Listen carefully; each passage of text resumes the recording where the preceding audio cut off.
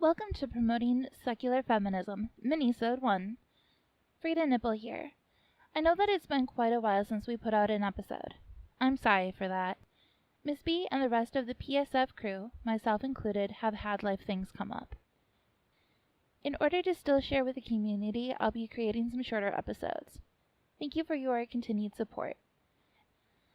In this episode, a short rant on gun control and toxic masculinity, Indigenous Peoples Day, and 12 feminist horror movies on Netflix. With the recent shooting in Las Vegas, of course, people flocked to conversation regarding guns and gun control. Me, being me, engaged in conversation via Facebook. On one post, a man decided to talk about mental health, how it needs to be addressed to help stop mass shootings. My response: yes, we do need better mental health care, but not because of mass shootings. People say shooters were mentally ill as a cop-out. It helps them distance themselves. Oh, they were mentally ill. Us normal people don't go killing people. And it makes them feel better. But demonizes mental illness, and that makes it harder for progress. The majority of people who do mass shootings are white men. Rather than looking at mental illness to address mass shootings, I think it's better to consider some common themes in the way American boys are brought up. These don't apply to everyone, obviously. There's the idea that real men don't cry, don't let anyone see that they're sensitive. And we teach boys to bottle their emotions instead of letting them freely express themselves, so that way they can get help. They have to be strong. If you're strong, you don't need help, and you just do it on your own. Bottled rage, not backing down from a fight, quote-unquote proving yourself. All these things seem like they can contribute to the mindset of a mass shooter. I'm not saying that helping address the negative aspects of masculinity, what we commonly refer to as toxic masculinity, will fix the problem, but I certainly don't think that it would hurt to try. Indigenous Peoples Day was on October 9th. I do apologize that this is coming to you after the fact, but these are still good things to keep in mind for next year and just in general. A Bustle article lists 5 ways to celebrate Indigenous Peoples Day. One is cultural appreciation. Quote, "Cultural appreciation is about respecting different cultures, understanding the role that you play in oppressing or erasing said culture, and not trivializing sacred cultural traditions by simply adopting them." You can explore culture by attending public community events, such as a powwow or drum circle, or looking locally for a Native American-operated museum or cultural center. If those aren't available in your area, you can always read a book or look online. 2. Donate to Indigenous peoples' rights organizations. Of course, there are many.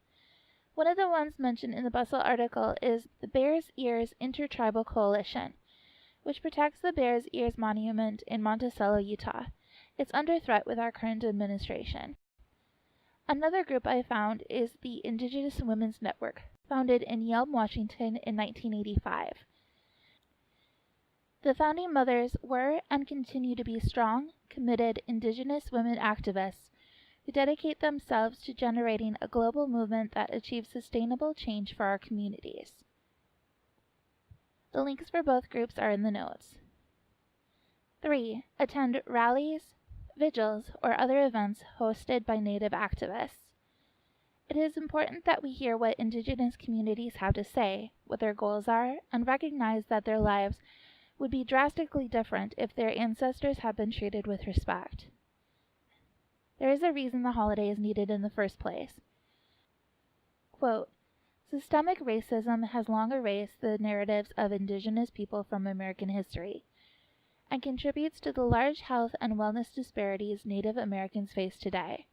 When compared to all other Americans, Native American women are especially marginalized, as they are twice as likely to be sexually assaulted than women of any other race.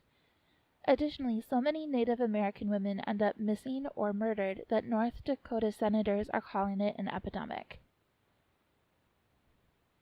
4. Purchase art from Indigenous people.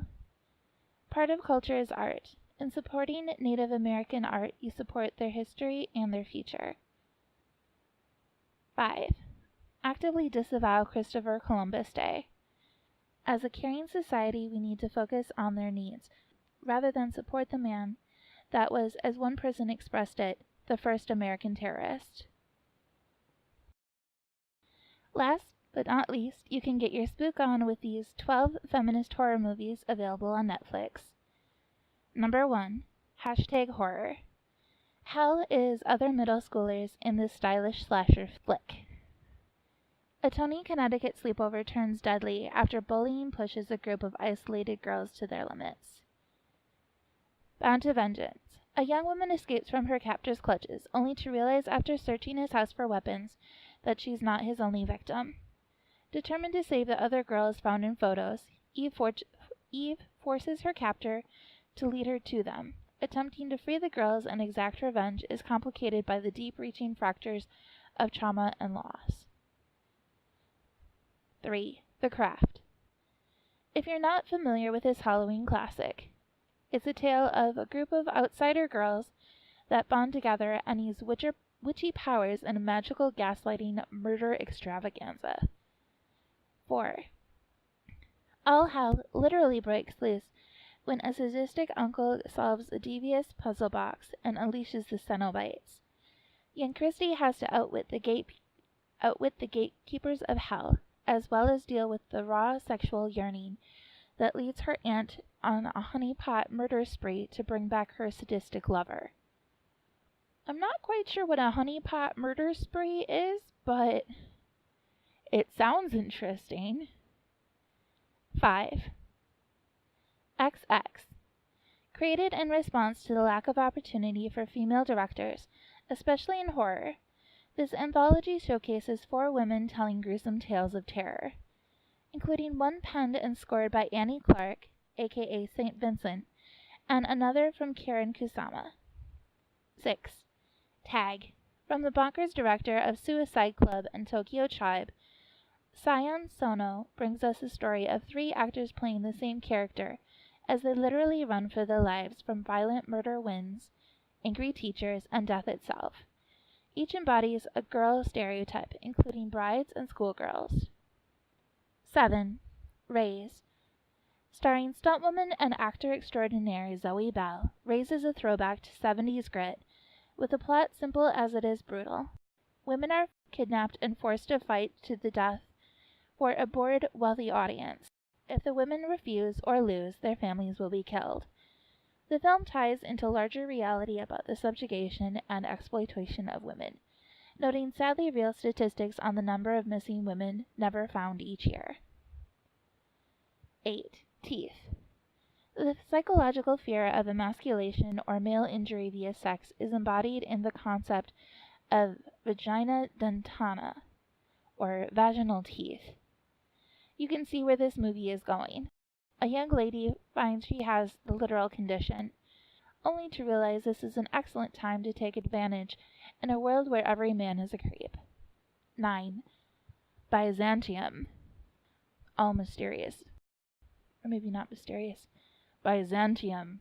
Okay, at least it's fun to say. Byzantium is a dreamy tale of a mother-daughter vampirism from Neil Jordan. The story lays bare the dangers young women face coming of sexual age.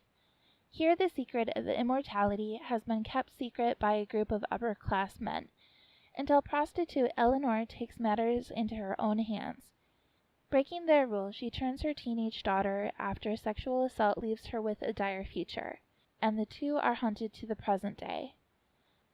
This movie is a meditation on female solidarity in a world that leaves them few choices. 10. Final Girl. A simple and straightforward revenge story, sort of The Professional crossed with April Fool's Day. Encountering Veronica, a young woman unfazed by her parents' sudden and brutal deaths, a man realizes that he's found the perfect apprentice to train into a beautiful, deadly bait. When a group of high schoolers with a murderous intent pick her as their next victim, they have no idea what they've set themselves up for. 10. Haunter. Nancy Drew meets Groundhog's Day in this clever tale of a morose teen living the same day again and again. Lisa realizes she and her family are the ghosts haunting their house, and there's something more sinister going on in the past, present, and future. Lisa tries to solve her own murder as she unravels the mystery of why she's stuck in a loop. 12. Felt. A fascinating, creepy character study of Amy, a traumatized young woman using hand-sewn felt bodysuits to create protective alter egos. She begins to unravel, and with good reason. The men around her are genuine creeps, and the movie highlights the awful indignities women have to bear on a daily basis. Hopefully one of these movies will satisfy your needs for feminism combined with the Halloween spirit.